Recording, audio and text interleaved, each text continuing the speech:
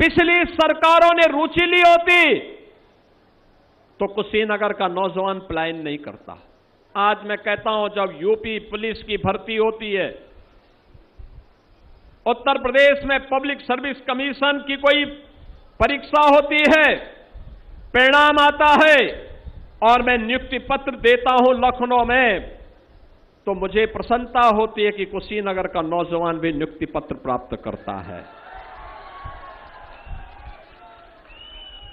कुशीनगर का नौजवान भी सरकारी नौकरी में नियुक्ति पत्र प्राप्त करता है। अब निवेश केवल नोएडा और गाजियाबाद में नहीं होता है, कुशीनगर में भी होता है, गोरखपुर में भी होता है। बहनों और भाइयों, 2017 के पहले न नियत थी और न तत्कालीन सरकार की कोई नीति थी। जब सरकारें स्वयं पॉलिसी पैरालिसिस का शिकार हो तो पॉलिसी बनाएगी कैसे? यही तो होता था 17 के पहले। 17 के पहले इनके स्तर पर कोई पहल नहीं होती थी और इसीलिए निवेश में नहीं होता था, विकास के कार्य ठप पड़े हुए थे। गरीब के राशन पर, गरीब के स्वास्थ्य की सुविधा पर, गरीब की रोजगार पर इस सपाई गुंडे कब्जा करके एक गरीब को तबाह करते थे। लेकिन बहनों और भाइयों, अब मैं आपको आश्वस्त करने के लिए आया हूं, ये डबल इंजन की सरकार गुंडागिर्दी बर्दाश्त नहीं करती है।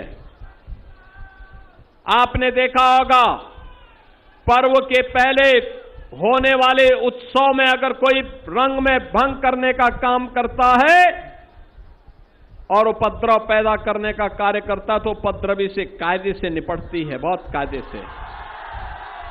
आपने 9 वर्ष में आपने देखा होगा, कोई उपद्रव नहीं, नो कर्फ्यू नो दंगा। यूपी में अब सब चंगा, अब यूपी में सब अच्छा है, कोई दंगा नहीं। पूरब पश्चिम उत्तर दक्षिण, आप जन्माष्टमी का डोल निकालिए, आप दुर्गा पूजा का शोभा यात्रा निकालिए, आप रामनवमी की शोभा यात्रा निकालिए, कोई समस्या नहीं, किसी प्रकार की समस्या नहीं। बहनों और भाइयों, ये सुरक्षा का वातावरण, हम बेटी को भी सुरक्षा देंगे, हम बेटी को भी सुरक्षा देंगे, व्यापारी को भी सुरक्षा देंगे, सभी को सुरक्षा देकर के नौजवान के हाथ को काम देंगे, हर बहन को स्वावलंबन के पथ पर अग्रसर करेंगे, हर गांव को बेहतर कनेक्टिविटी के साथ जोड़ करके आवागमन को आसान बनाएंगे।